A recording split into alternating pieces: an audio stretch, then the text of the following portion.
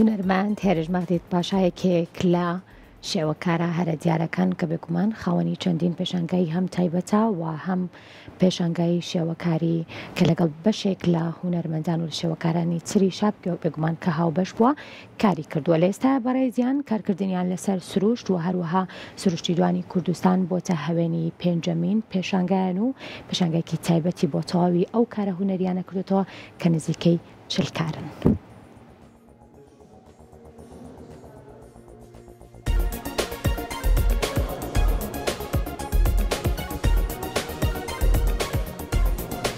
هونەرمەندی شێوەکار هێرش مەغدید پاشا پێنجەمین پێشانگای شێوەکاری تایبەتی بۆ 40 تابلۆی کردەوە کە سەرجەم تابلۆ نەخشێنراوەکانی ڕنگدانەوەی سروشت و ژینگە بوون.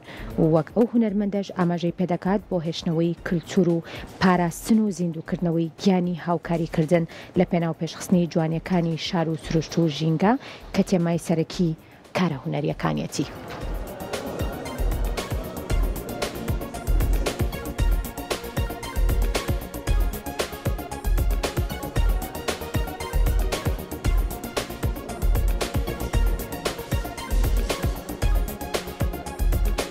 پێنجەم پیشانگای تایبەتیمان کە دەیکەمەوە سەرجەم ئەو پیشانگایانەی پێشوم و ئەوی ئێستاش هەمووی کاری ئاویە وەکو تایبەتمەندێک لە ژیانی خۆمەرم گوتووە تەنها کاری ئاوی دەکەم.